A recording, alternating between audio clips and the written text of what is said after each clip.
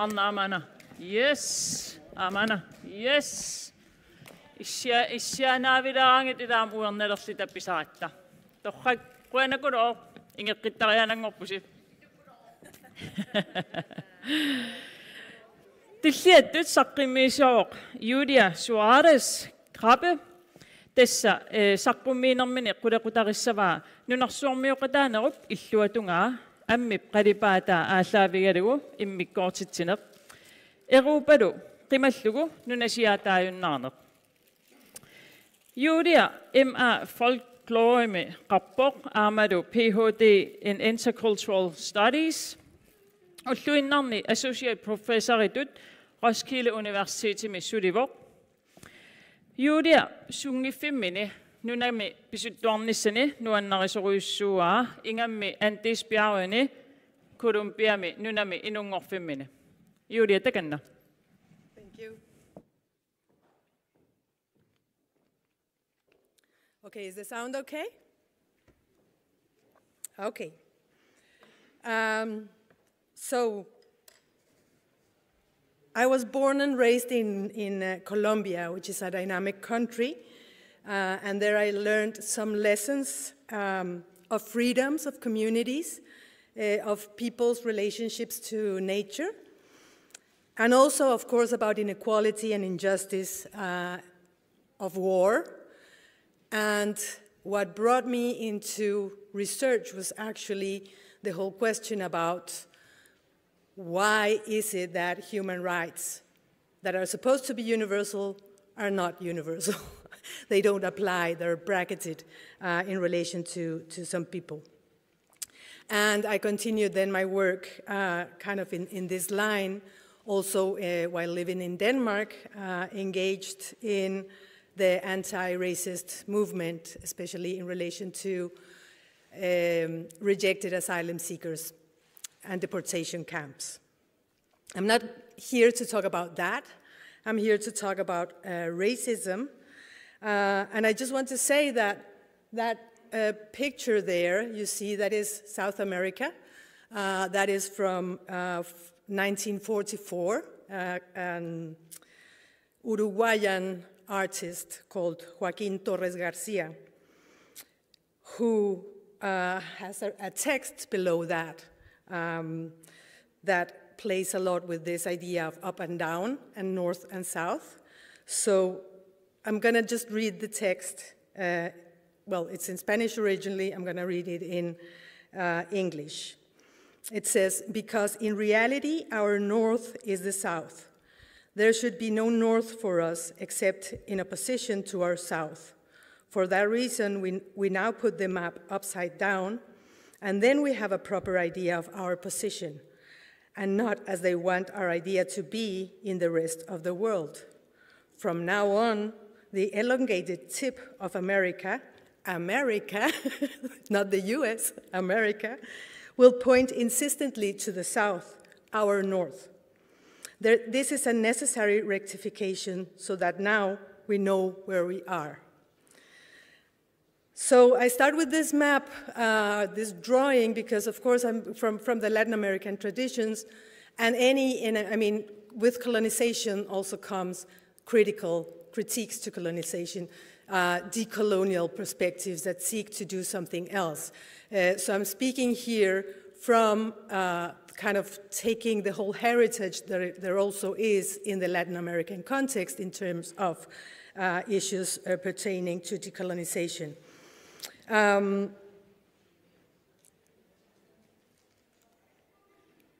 does this work?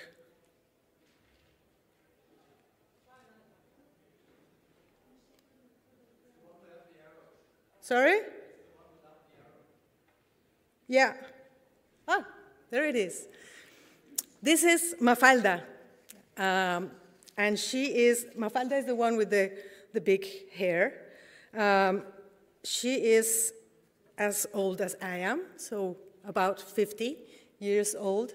This is a very known cartoon in Latin America, made by Kino.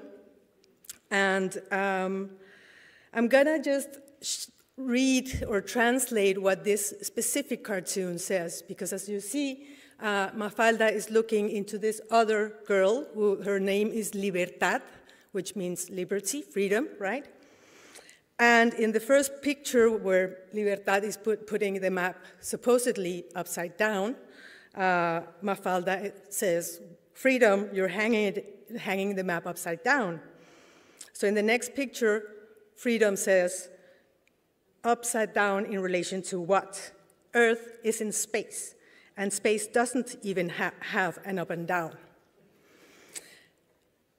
And then, in that next picture, then freedom continues with this rant that says, this idea that the northern hemisphere is on top is a psychological trick invented by those who think they are on top, so that those of us who think we are below continue believing that we are below. And the bad thing is that if we continue believing that we are below, we will continue being below. But from today, that is totally over. The last image is where Mafalda gets home, and I don't know if it's her mom or her dad that asks, Mafalda, where were you? And she says, I don't know, but something is completely over. And I think this is a wonderful cartoon also that speaks about what we also call kind of the internalized colonialism, the colonization of the minds, right? And when we start to see, oh my God, things are different, it makes sense, but it's still kind of scary. And that is what I think I'm gonna be talking about today, because I'm gonna be talking about the fact that, this is a quote, to account for racism is actually to offer a different account of the world.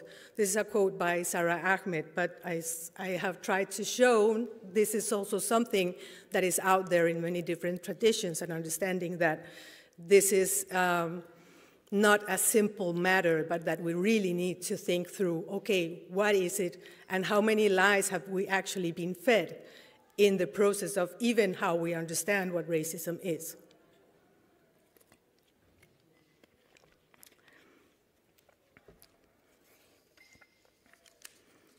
So I'm also going to speak against the notion that racism is kind of something that is an individual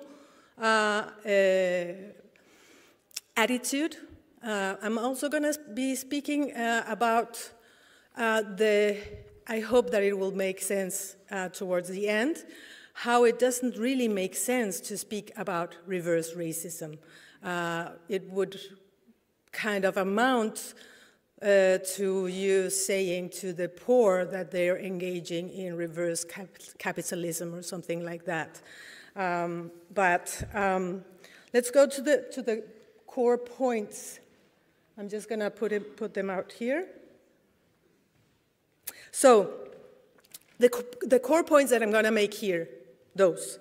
And the most important one, and this is why I also kind of bring the whole Latin American thing, is that racism is tied to globalization, but not the globalization that we usually believe we know what is, but a different form of globalization that actually starts with the colonization of what is now called the Americas. That is from 1492. At that point in history, and this is something that we have worked a lot from within the Latin American decolonial and anti-colonial traditions, at that point in history, this is the point where we have the first global system to emerge. Before that, there is no global system. And that global system that we have emerging there is a capitalist, racist system. Capitalism and racism go together. This is what Aníbal Quijano, Peruvian sociologist, calls the coloniality of power. What I'm going to explain here in the whole this talk is what he refers to as coloniality of power, and when he coined that term, it's not that people hadn't been talking about all these problems and issues before, but when he coined that term, it allowed us to be able to start the discussions from there and not from the whole historical thing that I'm going to tell you now. Okay.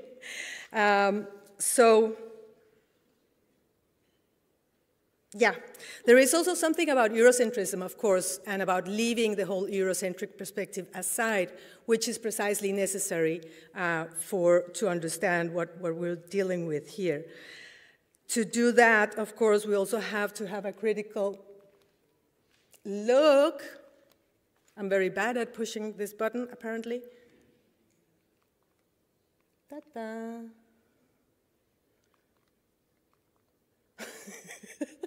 There.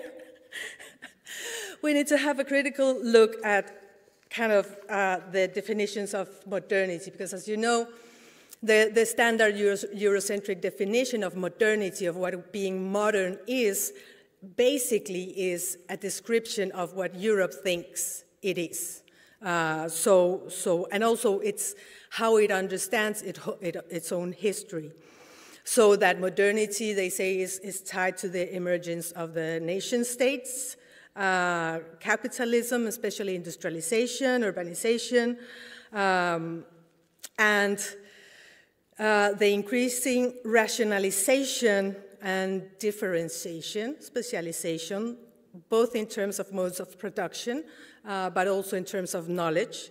And in this idea of modernity, there is that idea that, okay, so some societies are traditional, others are modern, and those that are traditional need to develop into modern societies, equaling, becoming what they cannot be, European societies, right? At the same time, this idea of modernity kind of understands globalization as something that, okay, so modernity happens in Europe and then we export it out through development, through all these kind of endeavors that are actually a continuation of coloniality. That is then what we say that is a myth. That idea is, we can also call it a lie, that it may be more precise. We speak about also, I mean, people like Enrique Dussel, Walter Mignolo speak about the darker side of modernity.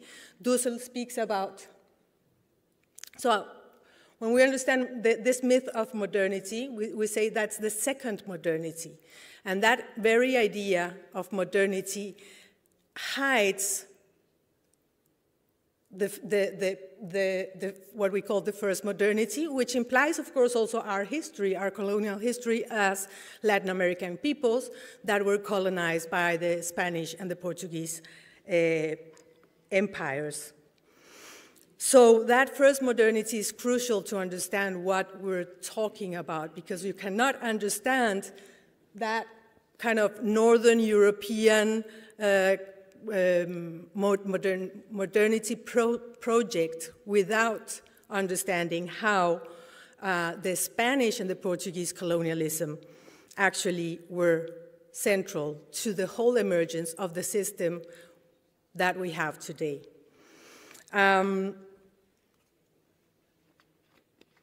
Yeah.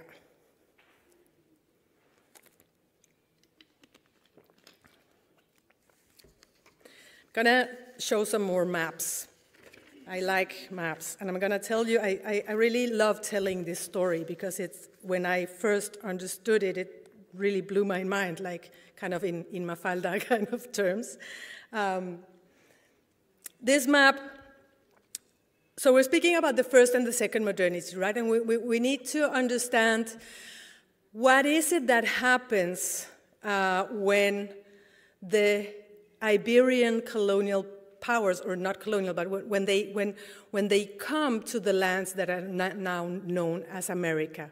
What is it that happens then, and where were they before? This map, I'm not going to go through it, but it depicts the eight of the known commercial circuits that existed in this parts of the world before 1492. Of course, probably commercial circuits are missing from this. The point of me showing you this map is that every circuit, of course, is connected with different empires and their commercial and other exchange kind of circuits, right? People always traveled, exchanged goods, exchanged knowledge, and this is what is going on there. And if you see this map, Europe is completely peripheral.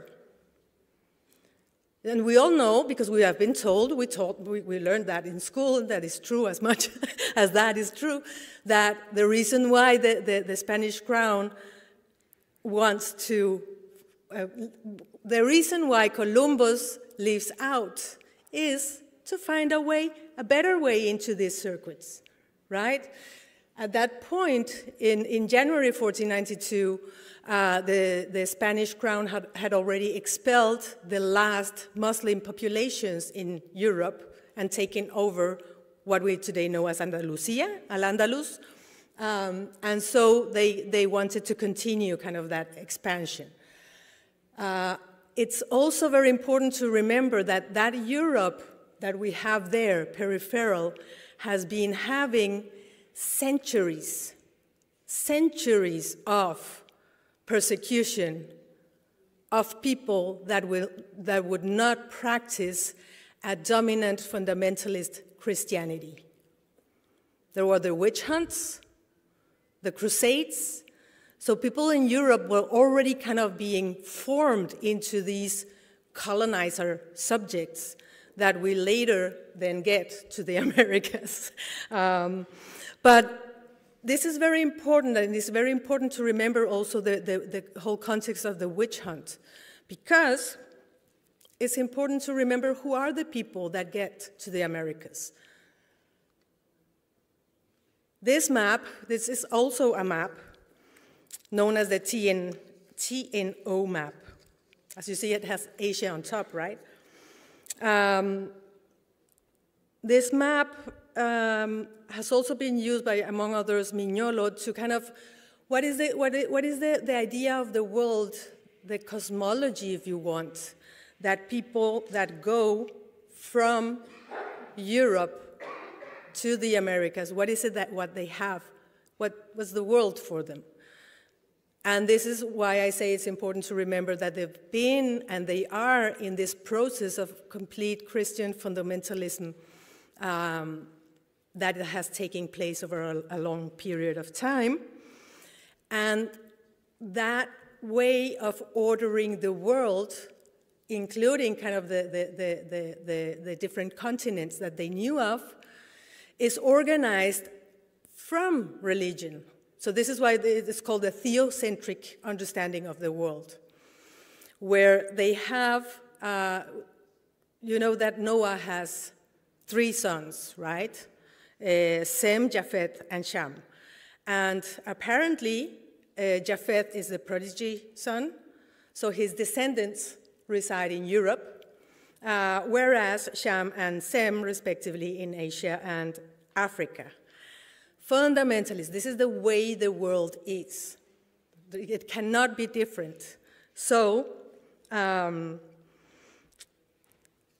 that's the idea that they have of the world. And this is why when we get taught also in school, oh, then they didn't know, I mean, what was it? They thought it was India. It's not as simple. You can understand that they could not even kind of imagine that there should be something else, because they couldn't, because it has to be coherent with this specific version of Christianity's understanding.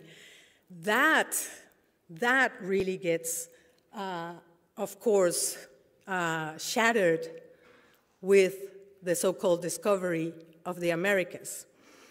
This is another map that then shows, and this is why I say this is the first truly global system that we at least know of, because with the establishments of the different trade routes towards, between Europe, Africa and the Americas, we have the first real global connection in terms of knowledge, in terms of trade.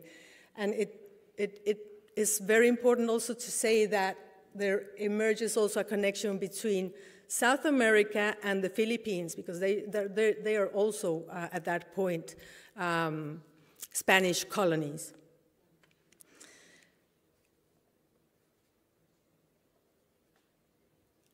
The thing is, and you also, I mean, we were also taught in school, this is like, well, the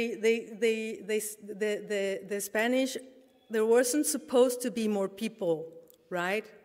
There are no more descendants of Noah. And you have on top of you the whole Catholic power, which is also the crown, saying that the world is in a specific way. Then what do? That becomes a huge problem, and also a huge problem because you really need to, I mean, in the end, what the crown and the church, they want to exploit that land, right? So how do you get out of that kind of straitjacket, in a way, of justifying, legitimizing colonialism? And this is where actually the whole point of what I learned kind of in exploring the issue of human rights. Because at that point, and we need to remember this, these are the kind of the imperial powers at the time.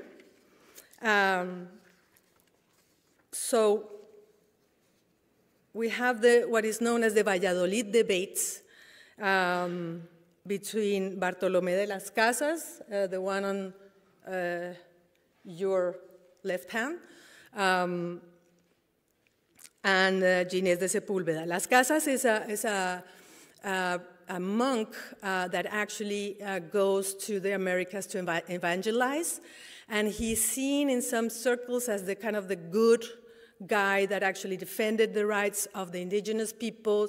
He was saying, upon the questions of whether they're human or not, he was saying they are human. They are actually rational. They can do what we can, and they have the potential to become good Christians. At that point, it was still Christianity is the best, and the rest is not so good, right? Ginés de Sepúlveda was never in the Americas, but he, of course, was reading because a lot of material was traveling in those commercial circuits as well. And he defended that the indigenous peoples were not human. They could not be regarded as such because they did not really have a rational capacity, etc. I'm going to come to the criteria in a moment. But this whole question of the humanity of the indigenous people in what is now called the Americas is important because it actually displays how the whole idea of the human in human rights is a colonial idea. It's defined through a specific colonizing process that is invested in making hierarchies of people in a specific way in order to be able to exploit them and in order to be able to exploit their territories, to take their land from them. So, there's a lot of, if you go and read some of these guys, what the writings, it's very clear what the different criteria in these discussions are. I'm not, of course, going to go through them, but in my own research, I distilled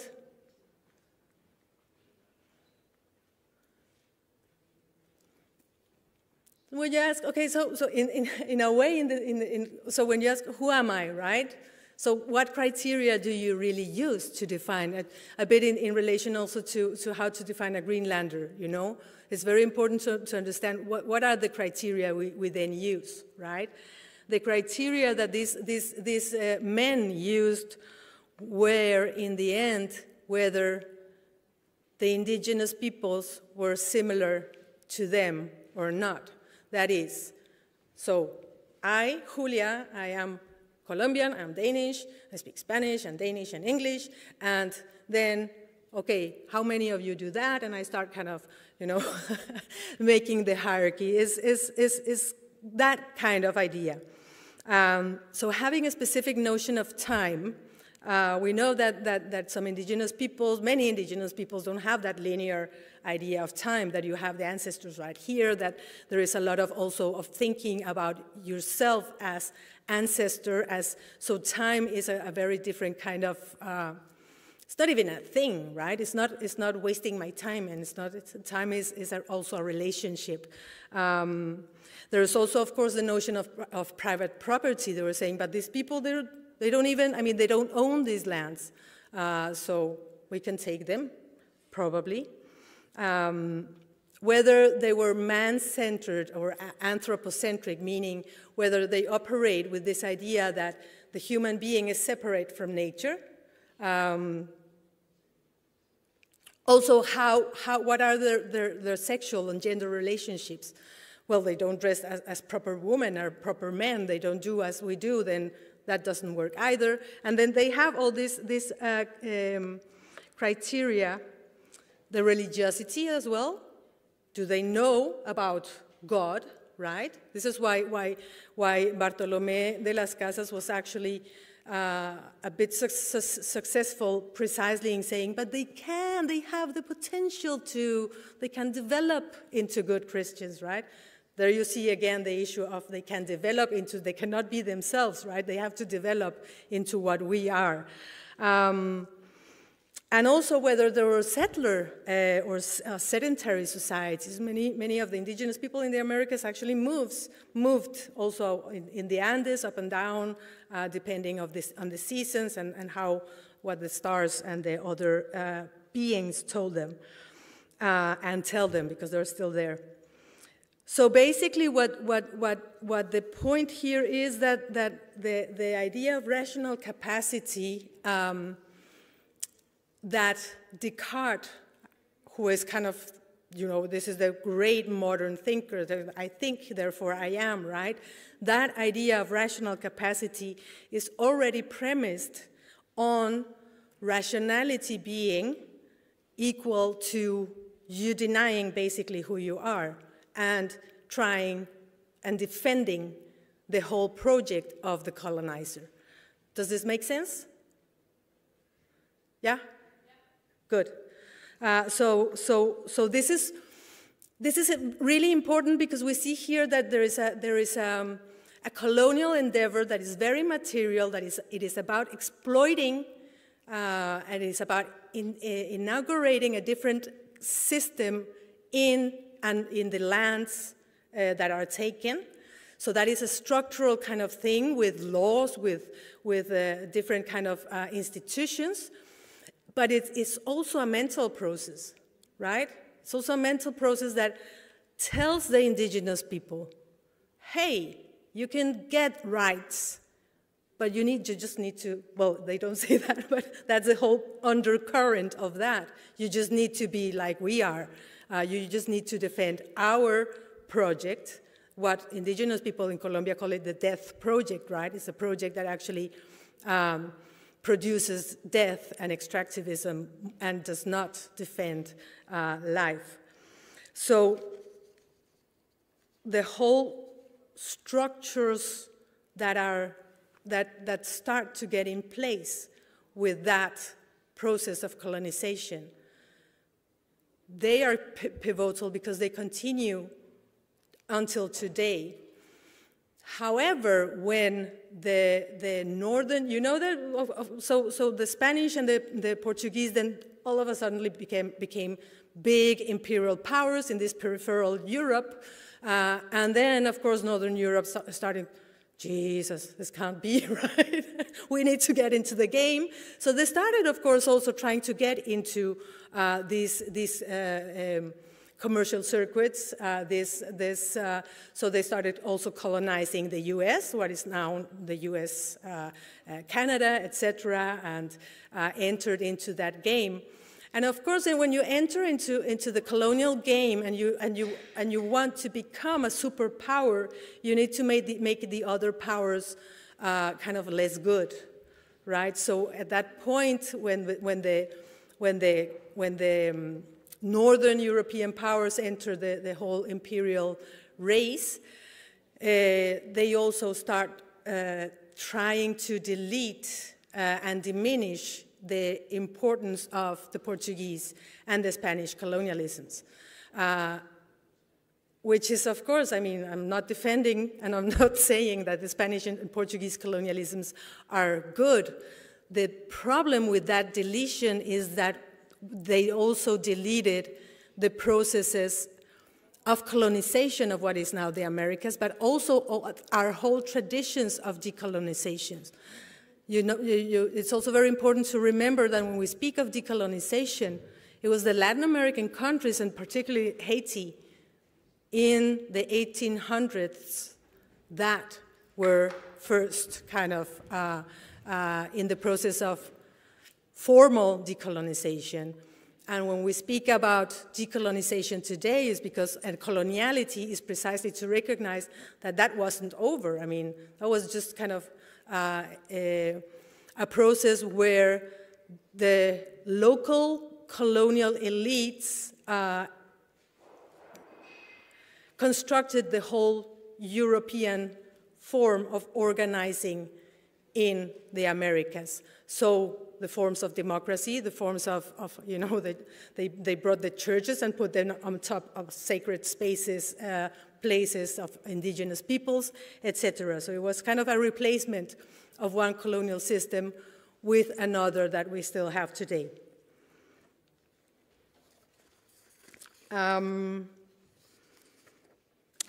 So, back to coloniality. So when Quijano coined that term, coloniality of power, he was saying race is a central organizing principle. And race here is not understood as your skin color. It's not understood as biological race. Race is understood in light of those processes that I've already talked about, where you need to hierarchize among people or other people in order to exploit them and their lands. And it becomes an organizing principle that actually organizes also other social relations on a global scale. So those relations there. If you think about it, if each of these relations has an institution or several, right? Spirituality, the church, right? Knowledge, the university or the school, the kind of the westernized school. There's also hierarchies of languages, you know that very well. So social organization, right? How can we organize politically? Only in the way that westernized countries define democracy. So there is a lot of, this is why I put it in boxes, because it's kind of very square and very rigid system that really does not allow, it forces us into think of each of these things as separate, but they are actually interconnected. And I think this is very important also, perhaps for your discussions here in terms of self-determination, kind of also to think through, okay, so when are we thinking with the categories and the boxes that are actually Eurocentric and colonial categories, and where are we, or can we go using notions and ideas that are perhaps Inuit, yeah, that do something else that cannot be captured in these kind of boxes. So to end this, there is another, in Denmark at least, when I came there, and still when I teach and when I speak with people, there is a basic notion about racism that is something that is to do about us and them. It's an us and them relationship. We say that it's not that simple. I mean, to be us and them implies that I at least recognize that there is someone else there. But if I don't recognize, back to this colonial criteria, if I don't recognize that there are different understandings of the world, there are different ways of being, and there are even different ways of imagining what is the kind of future that we want. Then if the only way that we can have access to being them is precisely by trying to become like the Europeans, then we actually are not there. So we speak about racism is not about us and them, it's about how racism produces people structurally as not even the other, as not even them. And why? And this is not, of course, in the sense that literally, but it's in a political sense, not party political, but political in the sense that having a say about how we want our world to be, our society to be, having a say and having the means to make that happen. That is kind of the issue of the political. So to the end, a very, very end, I'm going to complicate this slide because it relates to the history I already told you before, where we have the us part being that specific man, that specific human that emerged in the context of the colonization of the Americas. That self that erects himself as the universal, as the one who has rationality. And remember that this is also a historical fact, that those were the men, and these were men at that point, that they made the states, they made the laws, they defined what sovereignty is, they defined what rights are. At that point, I mean, we also know that the them at a historical time was also the white women. We can take that example, right? So us and them is not to imply that there is not a hierarchical relationship. It's to imply that those men, they decided, okay, so this is how we organize, this is how we do, this is the role even our women have to play, right? And then the whole issue here is that the women, you can say the word women were they were them, because they had the possibility of emancipating and entering into the field where they were actually able to influence law, right? We have a woman states minister in Denmark, which is not, I mean, the colonial logic continues being there, right? But that is also a fruit of that kind of struggle. So again, to say that there is, even if there is a hierarchical relationship between white men and white women, they're invested in that same colonial project. That is one of the important points, which is, of course, dependent upon the inexistence, not the physical, well, sometimes there's also been genocide, etc., but the political inexistence of all others.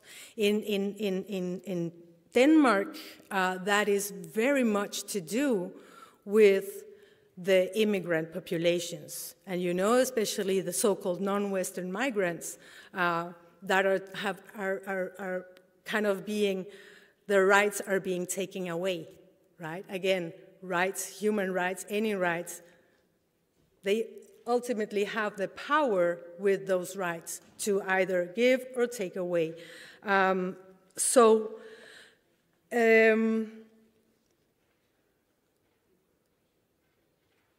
Again, political existence that inexistent realm, that realm that is kind of the not even other, it's not to say that people are not even other. It's to say that when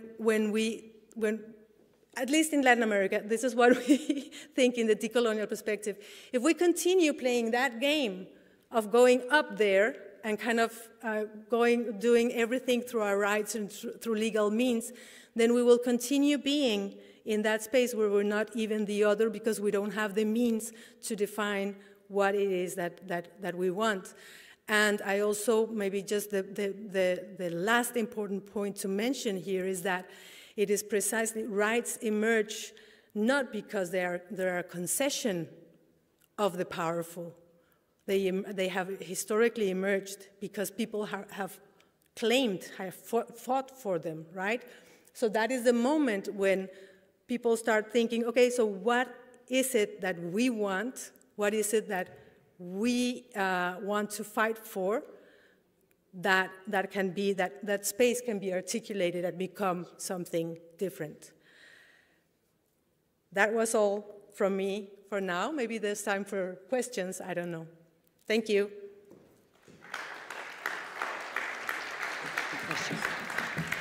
Julia Suârez-Krabbe.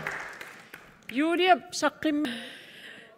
Tuluttut saqqimmiisuoq Julia Suârez-Krabbe tassa saqqummiinermini qulequtarissavaa nunarsuarmiuqataanerup illuatungaa ammip qalipaata aallaavigalugu immikkoortitsineq eruupalu qimallugu nunasiaataayunnaarneq Julia M.A. folklore qarpoq aamalu Ph.D. in Intercultural Studies ulluinnarni associate professoritut Roskilde Universitetimi sulivoq Julia sungifimmini nunami pisuttuarnissani nuannarisoruissuaa ingammi Andesbjergene Columbiami nunami inungorfimmini Julia takanna. Thank you. Okay, is the sound okay? Okay. So I was born and raised in Colombia, which is a dynamic country, and there I learned some lessons of freedoms of communities, of people's relationships to nature, and also, of course, about inequality and injustice of war. And what brought me into research was actually the whole question about why is it that human rights that are supposed to be universal are not universal? They don't apply, they're bracketed in relation to some people. And I continued then my work kind of in this line, also while living in Denmark, engaged in the anti-racist movement, especially in relation to rejected asylum seekers and deportation camps. I'm not here to talk about that. I'm here to talk about racism. And I just want to say that picture there, you see, that is South America. That is from 1944, an Uruguayan artist called Joaquin Torres Garcia, who has a text below that that plays a lot with this idea of up and down and north and south. So I'm going to just read the text. Well, it's in Spanish originally. I'm going to read it in English. It says, because in reality, our north is the south. There should be no north for us except in opposition to our south. For that reason, we now put the map upside down, and then we have a proper idea of our position, and not as they want our idea to be in the rest of the world. From now on, the elongated tip of America, not the US, America, will point insistently to the south, our north. This is a necessary rectification so that now we know where we are. So I start with this map, this drawing, because of course I'm from the Latin American traditions, And with colonization also comes critiques to colonization, decolonial perspectives that seek to do something else. So I'm speaking here from kind of taking the whole heritage that there also is in the Latin American context in terms of issues pertaining to decolonization.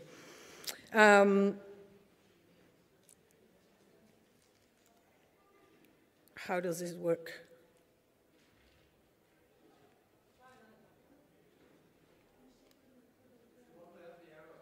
Sorry? Yeah. Ah, there it is. This is Mafalda. And Mafalda is the one with the big hair. She is as old as I am, so about 50 years old. This is a very known cartoon in Latin America, made by Kino. And I'm gonna just read or translate what this specific cartoon says, because as you see, Mafalda is looking into this other girl, her name is Libertad, which means liberty, freedom, right? And in the first picture where Libertad is putting the map supposedly upside down, Mafalda says, freedom, you're hanging the map upside down. So in the next picture, freedom says, upside down in relation to what? Earth is in space, and space doesn't even have an up and down. And then, in that next picture, then freedom continues with this rant that says, this idea that the northern hemisphere is on top is a psychological trick invented by those who think they are on top, so that those of us who think we are below continue believing that we are below. And the bad thing is that if we continue believing that we are below, we will continue being below. But from today, that is totally over. The last image is where Mafalda gets home, and I don't know if it's her mom or her dad that asks, Mafalda, where were you? And she says, I don't know, but something is completely over. And I think this is a wonderful cartoon also that speaks about what we also call kind of the internalized colonialism, the colonization of the minds, right? And when we start to see, oh my God, things are different, it makes sense, but it's still kind of scary. And that is what I think I'm gonna be talking about today, because I'm gonna be talking about the fact that, this is a quote, to account for racism is actually to offer a different account of the world. This is a quote by Sarah Ahmed, but I have tried to show this is also something that is out there in many different traditions, and understanding that this is not a simple matter, but that we really need to think through, okay, what is it, and how many lies have we actually been fed in the process of even how we understand what racism is.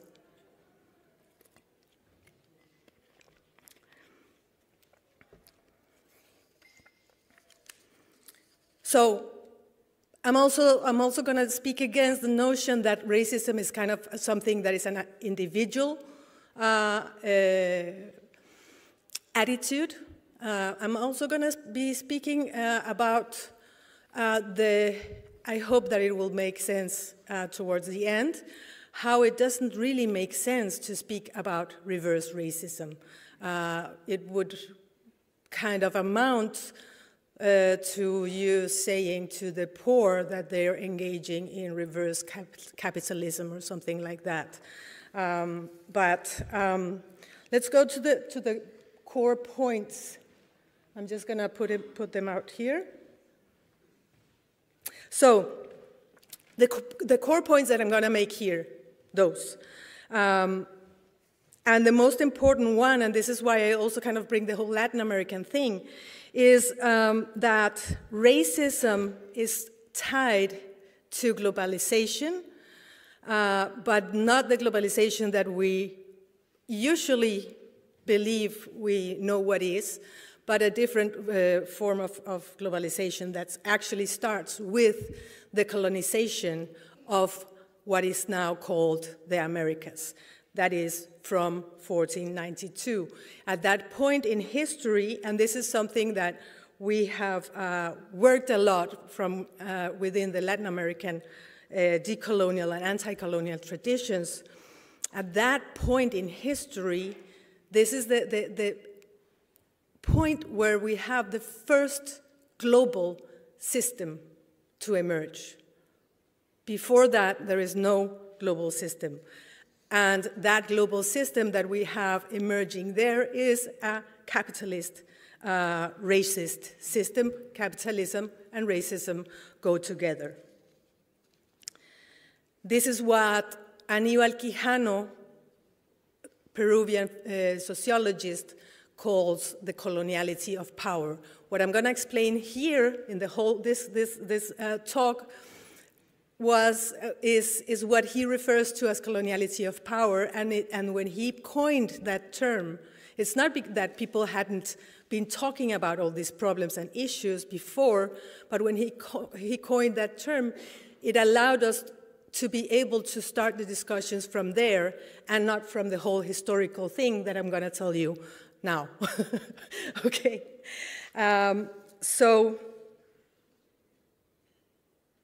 Yeah, there is also something about Eurocentrism, of course, and about leaving the whole Eurocentric perspective aside, which is precisely necessary to understand what we're dealing with here. To do that, of course, we also have to have a critical look.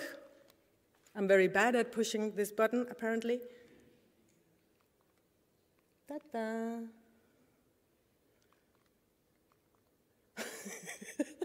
There. We need to have a critical look at kind of the definitions of modernity, because as you know, the standard Eurocentric definition of modernity, of what being modern is, basically is a description of what Europe thinks it is. And also it's how it understands its own history. So that modernity, they say, is tied to the emergence of the nation states, capitalism, especially industrialization, urbanization, and the increasing rationalization and differentiation, specialization, both in terms of modes of production, but also in terms of knowledge. And in this idea of modernity, there is that idea that, okay, so some societies are traditional, others are modern, and those that are traditional need to develop into modern societies, equaling, becoming what they cannot be, European societies, right? At the same time, this idea of modernity kind of understands globalization as something that, okay, so modernity happens in Europe and then we export it out through development, through all these kind of endeavors that are actually a continuation of coloniality. That is then what we say that is a myth. That idea is, we can also call it a lie, that it may be more precise. We speak about also, I mean, people like Enrique Dussel, Walter Mignolo speak about the darker side of modernity. Dussel speaks about, so when we understand this myth of modernity, we say that's the second modernity. And that very idea of modernity hides what we call the first modernity, which implies, of course, also our history, our colonial history as Latin American peoples that were colonized by the Spanish and the Portuguese empires. So that first modernity is crucial to understand what we're talking about, because you cannot understand that kind of Northern European modernity project without understanding how the Spanish and the Portuguese colonialism actually were central to the whole emergence of the system that we have today.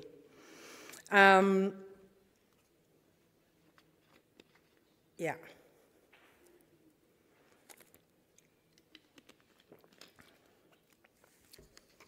Gonna show some more maps. I like maps, and I'm gonna tell you, I really love telling this story because it's, when I first understood it, it really blew my mind, like kind of in Mafalda kind of terms.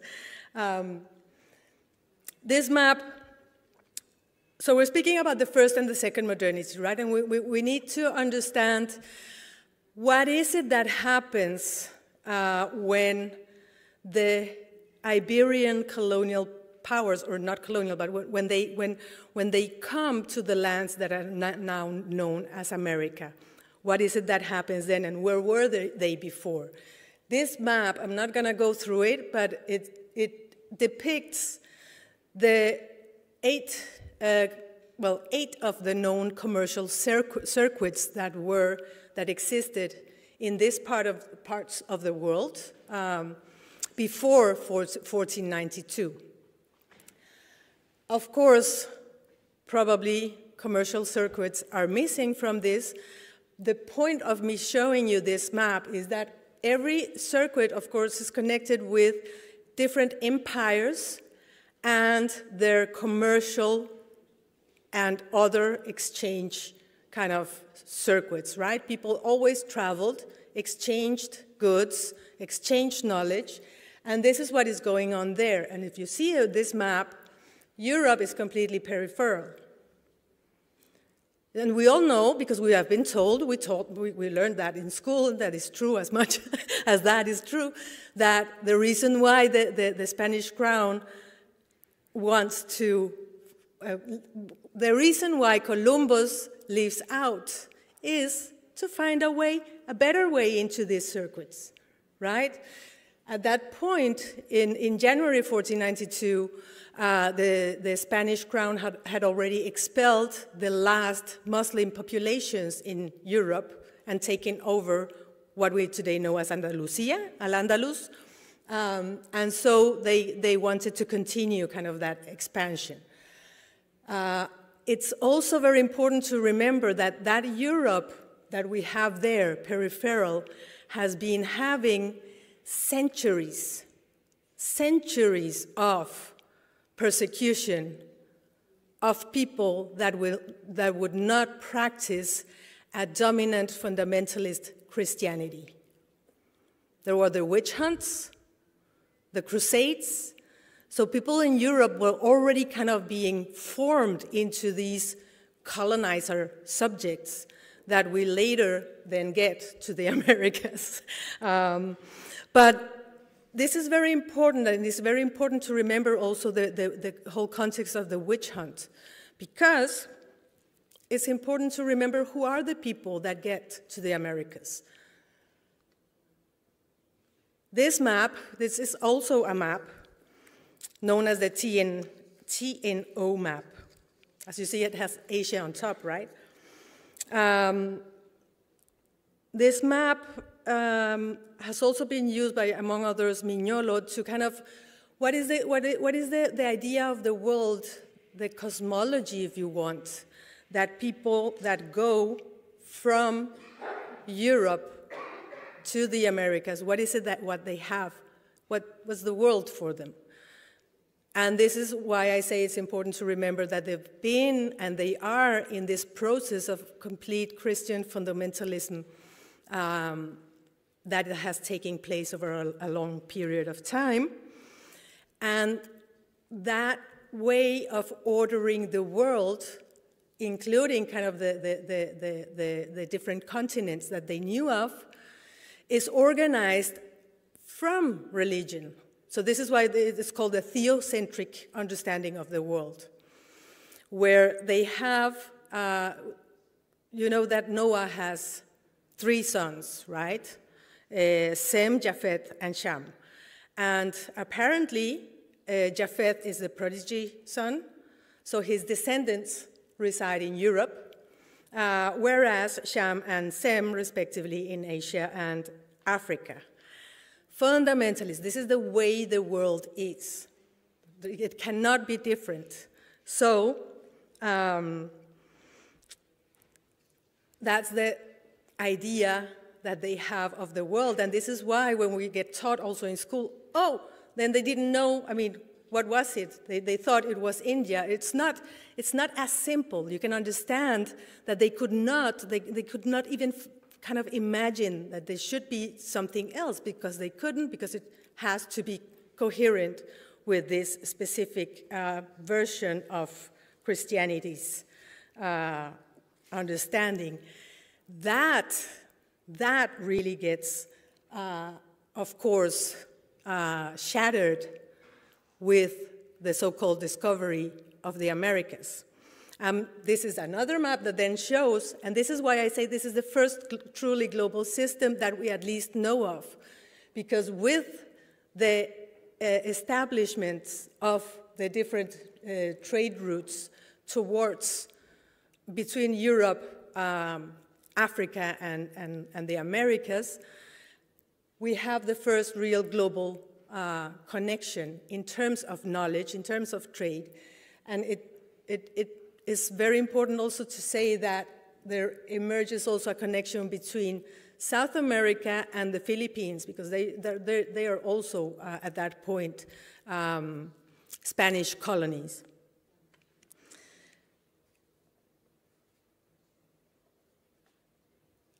The thing is, and you also, I mean, we were also taught in school, this said, well, the Spanish, there wasn't supposed to be more people, right? There are no more descendants of Noah. And you have on top of you the whole Catholic power, which is also the crown, saying that the world is in a specific way. Then what do? That becomes a huge problem, and also a huge problem because you really need to, I mean, in the end, what the crown and the church, they want to exploit that land, right? So how do you get out of that kind of straitjacket, in a way, of justifying, legitimizing colonialism? And this is where actually the whole point of what I learned kind of in exploring the issue of human rights. Because at that point, and we need to remember this, these are the kind of the imperial powers at the time. So we have what is known as the Valladolid debates, between Bartolomé de las Casas, the one on your left hand, and Ginés de Sepúlveda. Las Casas is a monk that actually goes to the Americas to evangelize, and he's seen in some circles as the kind of the good guy that actually defended the rights of the indigenous peoples. He was saying, upon the questions of whether they're human or not, he was saying they are human. They are actually rational. They can do what we can, and they have the potential to become good Christians. At that point, it was still Christianity is the best, and the rest is not so good, right? Ginés de Sepúlveda was never in the Americas, but he, of course, was reading because a lot of material was traveling in those commercial circuits as well. And he defended that the indigenous peoples were not human. They could not be regarded as such because they did not really have a rational capacity, etc. I'm going to come to the criteria in a moment. But this whole question of the humanity of the indigenous people in what is now called the Americas is important because it actually displays how the whole idea of the human in human rights is a colonial idea. It's defined through a specific colonizing process that is invested in making hierarchies of people in a specific way in order to be able to exploit them and in order to be able to exploit their territories, to take their land from them. So, there's a lot of, if you go and read some of these guys, what the writings, it's very clear what the different criteria in these discussions are. I'm not, of course, going to go through them, but in my own research, I distilled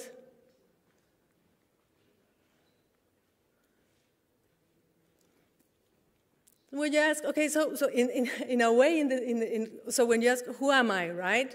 So what criteria do you really use to define a bit in relation also to how to define a Greenlander, you know? It's very important to understand what are the criteria we then use, right? The criteria that these men used were, in the end, whether the indigenous peoples were similar to them or not. That is, so I, Julia, I am Colombian, I'm Danish, I speak Spanish and Danish and English, and then, okay, how many of you do that? And I start kind of, you know, making the hierarchy is that kind of idea. So having a specific notion of time, we know that some indigenous peoples, many indigenous peoples don't have that linear idea of time, that you have the ancestors right here, that there is a lot of also of thinking about yourself as ancestor, so time is a very different kind of, it's not even a thing, right? It's not wasting my time, and time is also a relationship. There is also, of course, the notion of private property. They were saying, but these people, they don't even, they don't own these lands, so we can take them, probably. Whether they were man-centered or anthropocentric, meaning whether they operate with this idea that the human being is separate from nature. Also, what are their sexual and gender relationships? Well, they don't dress as proper women or proper men. They don't do as we do, then that doesn't work either. And then they have all this criteria, the religiosity as well.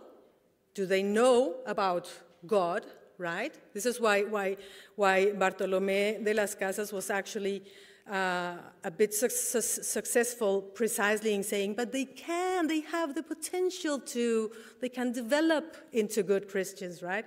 There you see again the issue of they cannot be themselves, right? They have to develop into what we are. And also whether there were settler or sedentary societies. Many of the indigenous people in the Americas actually moved also in the Andes up and down, depending on the seasons and what the stars and the other beings told them and tell them, because they're still there. So basically what the point here is that the idea of rational capacity that Descartes, who is kind of, this is the great modern thinker, that I think, therefore I am, right? That idea of rational capacity is already premised on rationality being equal to you denying basically who you are and trying and defending the whole project of the colonizer. Does this make sense? Yeah? Good. So this is really important, because we see here that there is a colonial endeavor that is very material, it is about exploiting, and it is about inaugurating a different system in the lands that are taken. So that is a structural kind of thing with laws, with different kind of institutions. But it's also a mental process, right? It's also a mental process that tells the indigenous people, hey, you can get rights, but you just need to, well, they don't say that, but that's the whole undercurrent of that. You just need to be like we are. You just need to defend our project, what indigenous people in Colombia call it the death project, right? It's a project that actually produces death and extractivism and does not defend life. So the whole structures that start to get in place with that process of colonization, they are pivotal because they continue until today. However, when the northern, you know that, so the Spanish and the Portuguese then all of a sudden became big imperial powers in this peripheral Europe, and then of course Northern Europe started, Jesus, this can't be right. We need to get into the game. So they started, of course, also trying to get into these commercial circuits. So they started also colonizing the U.S., what is now the U.S., Canada, etc., and entered into that game. And of course, then when you enter into the colonial game and you want to become a superpower, you need to make the other powers kind of less good, right? So at that point, when the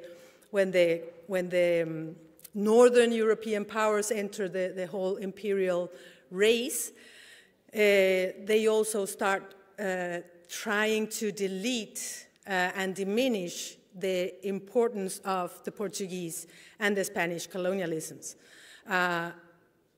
which is, of course, I mean, I'm not defending and I'm not saying that the Spanish and Portuguese colonialisms are good.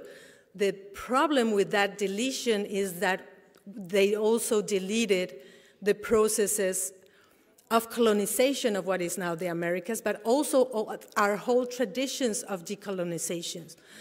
You know, it's also very important to remember that when we speak of decolonization, it was the Latin American countries, and particularly Haiti, in the 1800s that were first kind of in the process of formal decolonization. And when we speak about decolonization today, is because and coloniality is precisely to recognize that that wasn't over. I mean, that was just kind of a process where the local colonial elites constructed the whole European form of organizing in the Americas. So the forms of democracy, the forms of you know, they brought the churches and put them on top of sacred spaces, places of indigenous peoples, etc. So it was kind of a replacement of one colonial system with another that we still have today.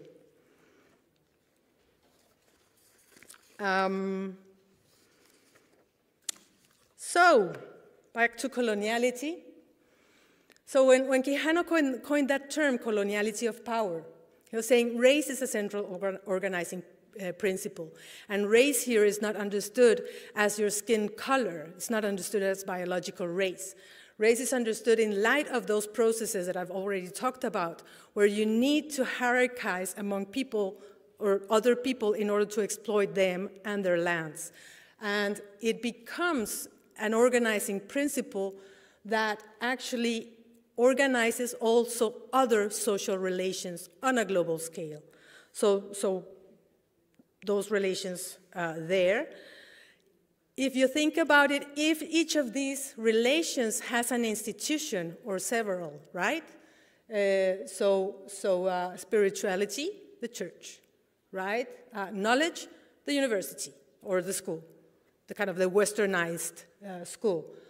There's also hierarchies of languages, you know that very well. So social organization, right? How can we organize politically? Only in the way that westernized countries define democracy. So there is a lot of, this is why I put it in boxes, because it's kind of very square and very rigid. system that really does not allow, it forces us into think of each of these things as separate, but they are actually interconnected. And I think this is very important also, perhaps for your discussions here in terms of self-determination, kind of also to think through, okay, so when are we thinking with the categories and the boxes that are actually Eurocentric and colonial categories, and where are we, or can we go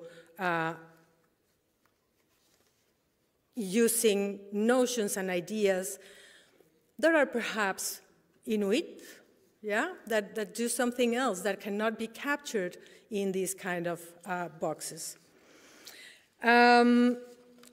So to end this,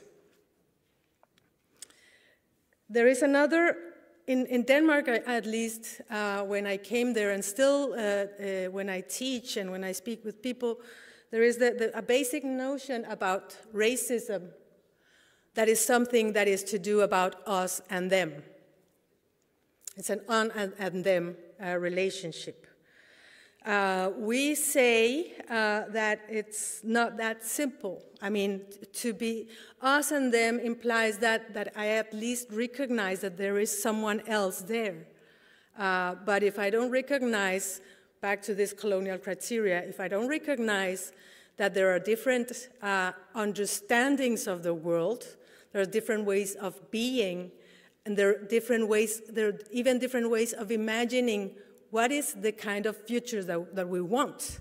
Then if the only way that we can have access to being them is precisely by trying to become like the Europeans, then we actually are not there. So we speak about racism is not about us and them, it's about how racism produces people structurally as not even the other, as not even them. And why? And this is not, of course, in the sense that literally, but it's in a political sense, not party political, but political in the sense that having a say about how we want our world to be, our society to be, having a say and having the means to make that happen. That is kind of the issue of the political. So to the end, a very, very end, I'm going to complicate this slide because it relates to the history I already told you before, where we have the us part being that specific man, that specific human that emerged in the context of the colonization of the Americas. That self that erects himself as the universal, as the one who has rationality. And remember that this is also a historical fact, that those were the men, and these were men at that point, that they made the states, they made the laws, they defined what sovereignty is, they defined what rights are. At that point, I mean, we also know that the them at a historical time was also the white women. We can take that example, right? So us and them is not to imply that there is not a hierarchical relationship. It's to imply that those men, they decided, okay, so this is how we organize, this is how we do, this is the role even our women have to play, right? And then the whole issue here is that the women, you can say the word women were they were them, because they had the possibility of emancipating and entering into the field where they were actually able to influence law, right? We have a woman states minister in Denmark, which is not, I mean, the colonial logic continues being there, right? But that is also a fruit of that kind of struggle. So again, to say that there is, even if there is a hierarchical relationship between white men and white women, they're invested in that same colonial project. That is one of the important points, which is, of course, dependent upon the inexistence, not the physical, well, sometimes there's also been genocide, etc., but the political inexistence of all others. In Denmark, that is very much to do with the immigrant populations. And you know, especially the so-called non-Western migrants that are kind of being, their rights are being taken away, right? Again, rights, human rights, any rights, they ultimately have the power with those rights to either give or take away.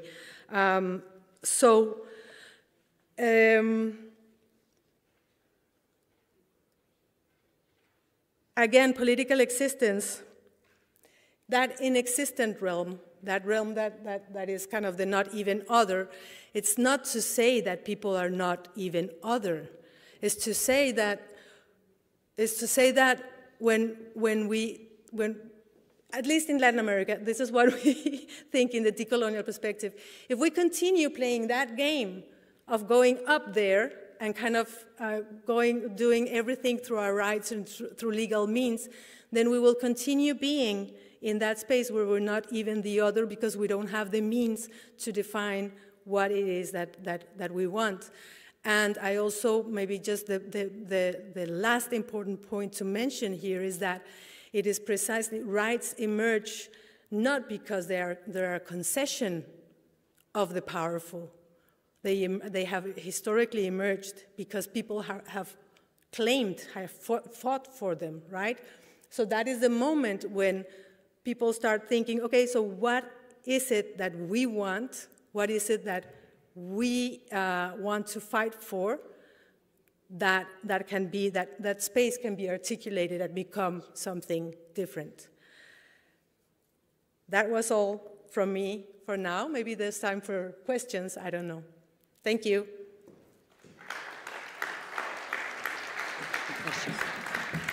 Julia, Julia,